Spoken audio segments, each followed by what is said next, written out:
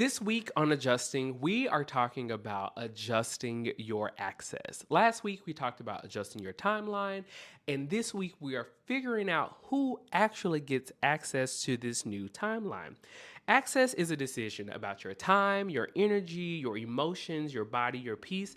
And most of us were never ever taught that we're allowed to make that decision on purpose. So today we're addressing how you ended up with this open door policy you never agreed to.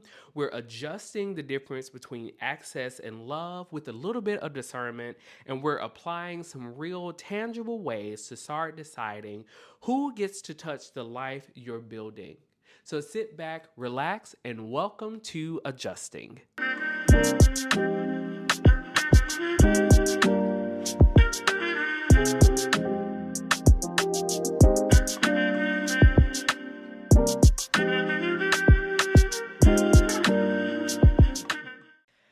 And we're back with another episode of Adjusting Podcast with your host, Justin G. Nelson. Y'all, I'm excited for this episode today, okay? Like originally, and I'm gonna posted this on Instagram, I want to talk about adjusting your success, but I felt like that was too close to adjusting your timeline. And I thank you all for the feedback from last week. So today we're going to talk about adjusting your access. Oh, that's a good one. Okay, so before we get too far, thank you to TJ from Tea with TJ podcast for editing, and thank you all for liking and sharing and subscribing. I haven't seen any numbers change on YouTube, but the views are going up, so that means something, right? Cool. So yeah, thank you all for doing that. And let's get started with our grounding breath. Now, if you are driving, focus on the road. Focus on the road. But if you are somewhere safe where you can quiet yourself or escape or close a door or whatever you need to do to ground yourself for this episode, because this episode might be the one that really makes everything make sense, you know? So go somewhere quiet real quick. Put your headphones in. We're going to do our 4-7-8 breathing. Also, I'm in the middle of a heat wave here in New York. Okay, so I'm trying to find some excitement while my shirt changes colors because I'm about to sweat. I have my little towel here. I have my water bottle on the floor because it is not a sponsored episode. But baby, it's hot. All right, so ground your feet flat on the ground. Relax your ankles. Relax your shin. Relax your knees. Relax your thighs. Relax your hips. Relax your stomach. Relax your chest. Relax your shoulders. Roll them back. Relax your neck. Relax your chin, your cheeks, your forehead. Like soften your forehead. Let the tension go. Close your eyes. And we're going to breathe in for 4 seconds, hold for 7, and release for 8. Let's begin. Breathe in, 2, 3, 4. Hold it, 1, 2, 3, 4, 5, 6, 7. Out, 1, 2, 3, 4, 5, 6, 7, 8. Let it all out. Doesn't it feel good? Okay, let's do it one more time. Just a deep breath in and out, just to get anything else out that might be blocking you or feels stagnant and built up. So breathe in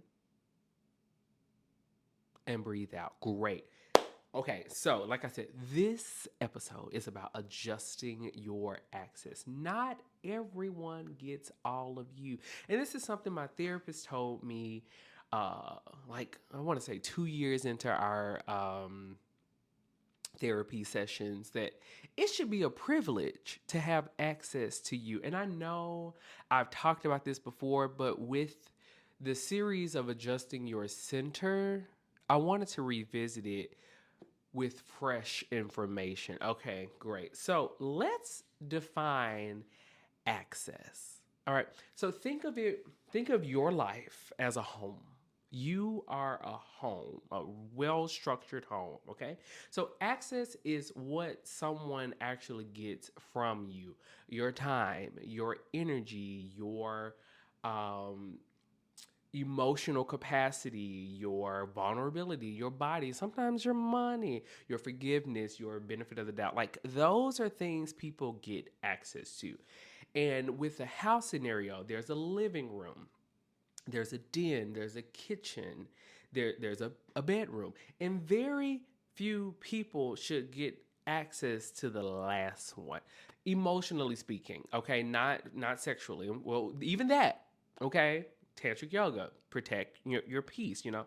Most of us were never taught that distinction. We just look at every single door unlocked and figure it out, figure that that's what being a good person looks like. You know, I'll just leave all my doors open, and if you need this part of me, I'm available and I'll be fine until you're not.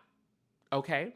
So here's the thing, access isn't about how long someone's known you, it's about what they've done with what you've given them already. You following? Great. So this is where discernment comes in. See, we don't talk about discernment enough, especially with friendship. Our parents and our ancestors always got those feelings like, uh, in a dream or spirit told me. Now that's the only time I'll allow spirit told me that. I don't know. Or if you have a new friend that comes over and your parents just like, I don't know about this one. Their energy didn't feel right. Our parents didn't say energy, but it's just like something about them didn't sit right with my soul, you know? And so this is where discernment comes in. And I want us to really sit with this. Discernment is the muscle underneath all of this. It's the ability to actually pause and ask, does this person deserve what I'm about to give them? Instead of just handing it out on autopilot, because that's what you've always done. Sorry. And it kind of relates to the people pleasing person of it all, the person who just wants to belong, wants to fit in, wants to be seen, appreciated, heard, valued. Like a lot of those people often give open access, okay? And if you live in New York and you're a performer, you know equity is done like open access because they want your money. But anyway, most of us have never built that discernment muscle because we were taught that questioning who deserves our times or feelings is somehow cold or calculated or not very Christian, you know? Or that's not how family works. You know, we love everyone. We are here for everyone. You know, I'll pray for you and I'm here if you need me. Pick which guilt trip applies to you, okay? But discernment isn't suspicion, it's not about distrust. It's just noticing. It's just the difference between reacting to someone out of habit and actually choosing what you give them based on how they've shown up. Without discernment, access becomes automatic. It's given based on proximity or history or how loud someone asks instead of anything real.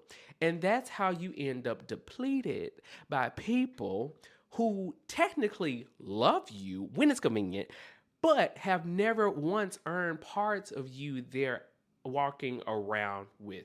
So, where this whole unrestricted access thing comes from in the first place, family conditioning, the unspoken rule.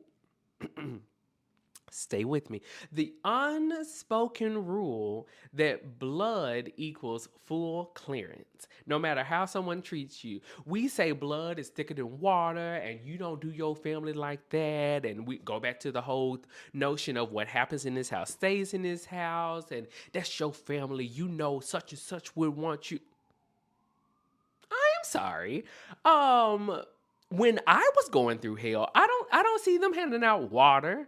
I don't see them calling or checking in, but because the shoe was on the other foot and it actually fits, now you want me to roll out the red carpet, take it up, put down a purple carpet, plant some fresh flowers, get the best water in America, and an orchestra. Now they deserve access to me. Great. The fawn response, where you give people access out of fear, not choice, because keeping the peace felt a whole lot safer than setting a limit. People pleasing, plain and simple. The fear that if you restrict access, you'll be seen as cold or dramatic or unloving or just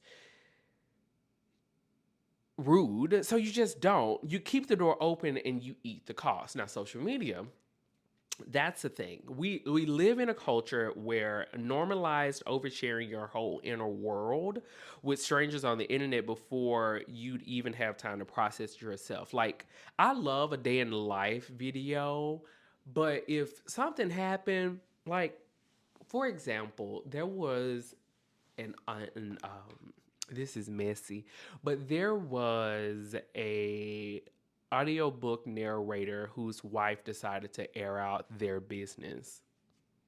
I didn't want access to that. Okay, I was better off not knowing any of that. What do you gain from giving me access to something that has nothing to do with me? I don't know. And this connects back to some of the distortions we talked about in part one. Mind reading, that distortion, like they'll think I don't love them if I say no, or the should statements. Listen, should must statements are deadly. Like, I should always be available. Personalization sounds like if I set a limit, I'm automatically the bad guy. Access and boundaries go hand in hand, all right? So, how does this actually show up day to day? Staying emotionally available to someone who has never. Staying emotionally available to someone who has never made space for you. Not once. Answering every single call, every text message, every request immediately, no matter what your own capacity looks like in that moment. Oversharing your healing, your struggles, your growth with people who haven't shown you they can actually hold it with care. And some people only want access to your struggle so that they can use it against you later in life when you've shifted to this new center. They want to say, well, you acting funny. You used to did it. You think you too good for me now. I actually do. I actually do. Thank you for noticing. Letting old access levels just stay in place out of guilt, even after someone's clearly shown you they don't deserve them anymore.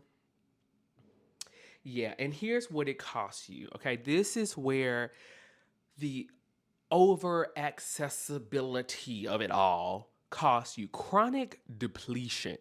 We know what burnout looks and feels like, but I don't think we talk about the emotional burnout enough of always like getting a phone call and you know deep down inside they've been on the phone with you for 3 to 4 hours and you just I really don't have it. And I'm grateful that with the 4 jobs I'm working, if someone calls me and I say, yeah, I don't feel like talking, and it's not a dig at them, it's just I work in customer service, okay, and I have to talk to a lot of people, a lot, and it's always the same. Well, this show is amazing, great, next in line. Like I want to do small talk, but sometimes the small talk turns into, well, back in 1971 when I brought my daughter, it was just I'll never forget that. You should probably forget it. Like if it causes this much emotional stress, forget it. Like whatever. So anyway, chronic depletion, because when you give energy to everyone equally, there's rarely enough left for the people or the version of you that actually deserve it. And then another thing is being deeply known by people who haven't earned it, while the people who have earned it get whatever left of you. Resentment that builds up quietly in the background because you keep saying yes with your mouth while your whole body is screaming, hell nah. And losing touch with your own inner world because you spent so much energy managing what everyone else has access to that you straight up stop checking in with yourself Now, here's the spiritual component of it all. And if you're listening to this episode, we are bringing back Second Pew. I know, Justin, how do you have time for this? I don't know. So, Second Pew will live under the adjusting umbrella of it all. So, it'll be my sex, shame, and spirituality component. It'll be Second Pew, and then it'll be adjusting. So you heard it here first, folks. Great. So a lot of us were taught spiritually and culturally that generosity and access were the same thing. That a quote unquote good person, a faithful person, a loving person just gives freely of themselves, no conditions, no limits. And it's always wrapped up in like, you'll be blessed. You'll be blessed for doing this, and you'll be blessed for doing that. Unlimited access without discernment isn't generosity. It's self-abandonment wearing a nice outfit with manicured nails and shades. Real generosity actually requires a self to give from, and that needs protecting, not endless openings. Now, section 2, adjusting, how to notice who currently has access they haven't earned. You listening? I hope so. So ask yourself honestly, if this person disappeared tomorrow, would I feel relief, grief, or some tangled up mix of both? Sit with whatever answer comes up because it's telling you something real. Now, I will admit, in my healing, I have really, really obnoxious, anxious attachment. But when I disattach, and you're not fighting, like, hey, I haven't heard from you in a minute, or hey, you good, or da da da da. I don't get any of those responses. You're dead to me, and I have realized in that moment I gave the wrong person access. Notice who you brace for before you notice who you actually soften around.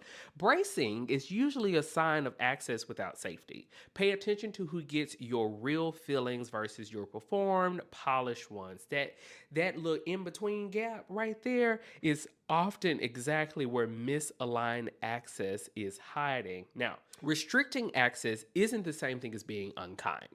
So don't even put it in here. It's not in the script, okay? Limiting someone's access isn't punishment. It's not revenge. It's not you being cold. It's structure. Okay, if we're focusing on adjusting your center, there has to be some type of structure that goes with it. Same as locking your front door at night, it doesn't mean you hate your neighborhood, okay? You can restrict what someone gets from you emotionally or otherwise and still be civil, still wish them the best, still hold love for who they used to be or who they could become someday. We are not falling in love with potential anymore. Okay? The reality of it all is what you see. Okay? Great.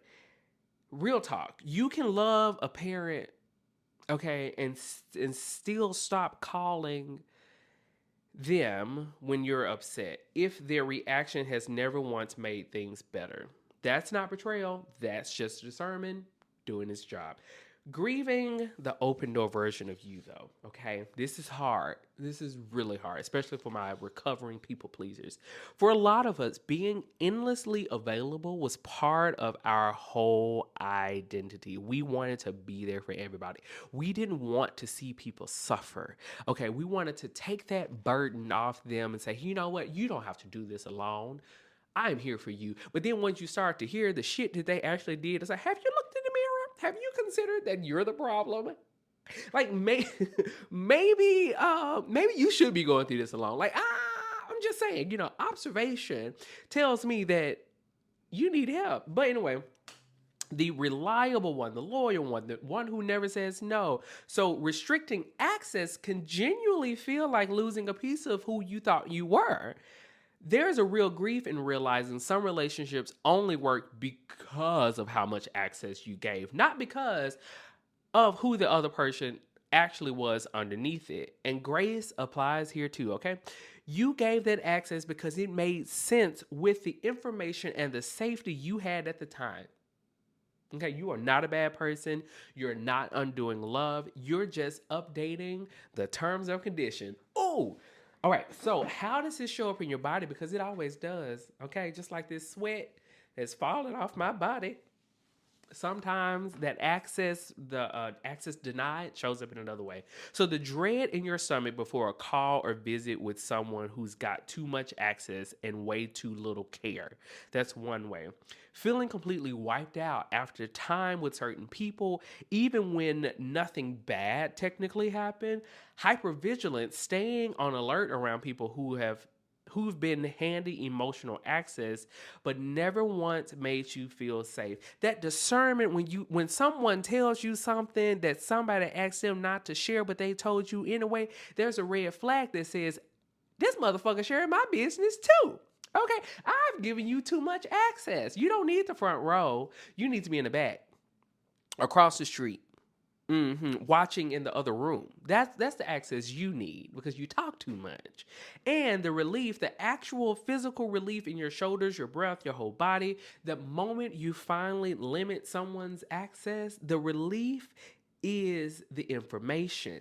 It's not guilt you need to re-invite or you need to override. So building access that's actually intentional. Not everyone needs the same level of access. And that's not favoritism, that's discernment, doing what it's supposed to do. Access can be tiered, okay? Some people get your presence, but not your struggles. Okay, so say that again. Access can be tiered. Some people will get your presence, but not your struggles. Some get your struggles, but not your money. Some get all of it because they've shown you consistently that they can hold it. Access can also be earned back over time through actual changed behavior, not just an apology or a shared history. We're not using trauma bonding as a way to formulate healthy access. No, we're that's a separate thing. You got to heal from that. Okay, we can share stories or whatever, but when it comes to digging deeper, it's cement. We're not digging no deeper in this dirt. Okay. And this is a centering action. The timeline you claimed in the last episode needs walls around it. And it's just going to get slowly taken over by whoever acts the loudest. So back to my spiritual side. If your framework taught you that boundaries were selfish or unspiritual, like I don't remember anyone in the faith space preaching about boundaries. Like let me think for a second.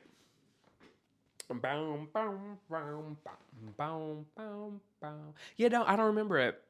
I don't remember it. Maybe someone can leave in the comments. Like, have we ever heard a sermon talking about boundaries? Okay.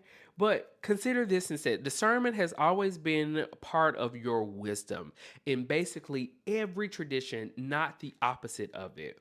Deciding who gets access to your inner world isn't a departure from love or faith, it's stewardship.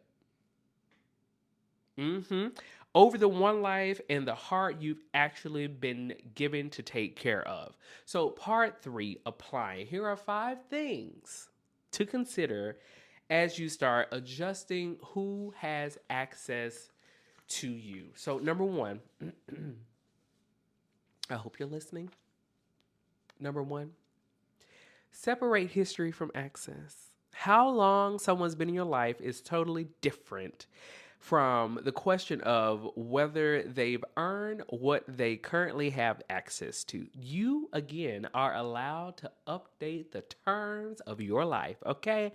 Even when people you've known forever. Number two, give access based on behavior, not potential.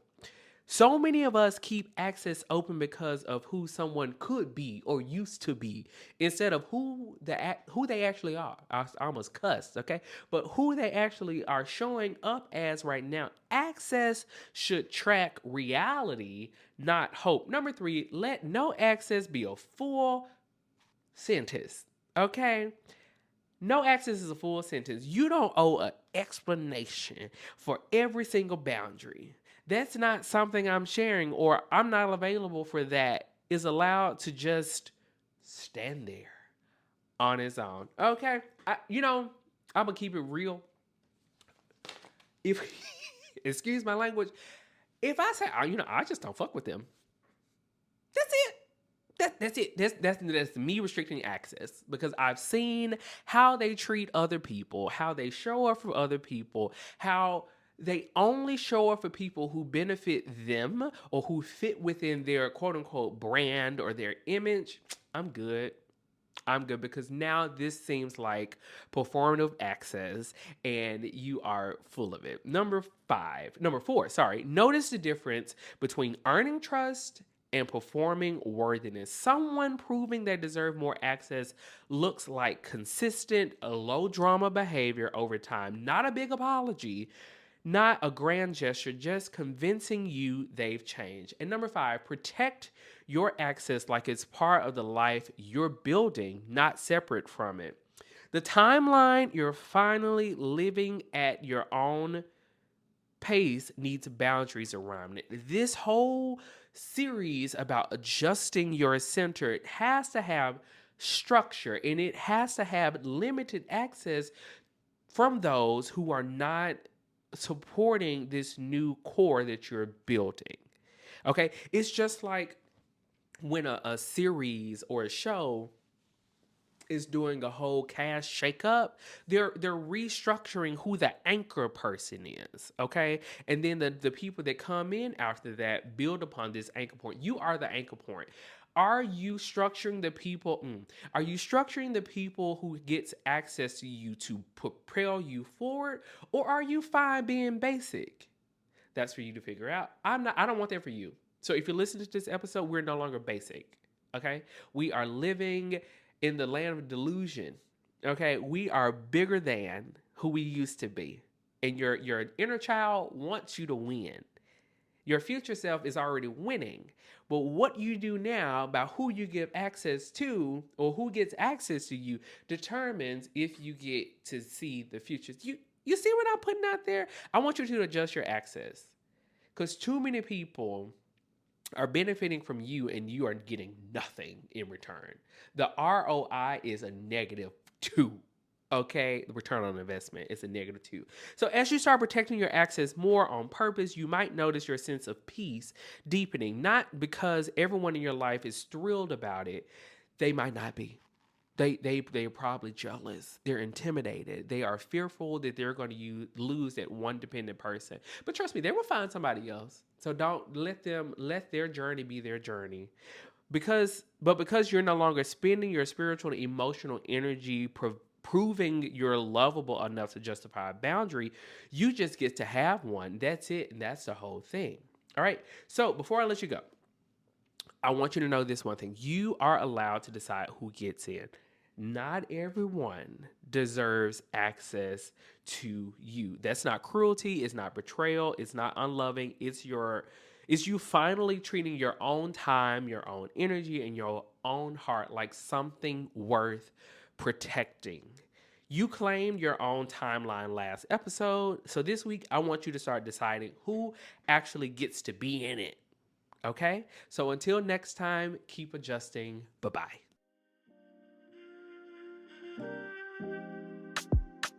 Thanks for tuning in to this week's episode. I hope you take something away to help you make the adjustments you need. Before you go, please take a quick second to share this with someone you care about. And if you can, please leave a 5-star rating and review on whatever platform you're listening to this on. For more information about adjusting or to inquire about being a guest, head over to adjustingpod.com. Until next time.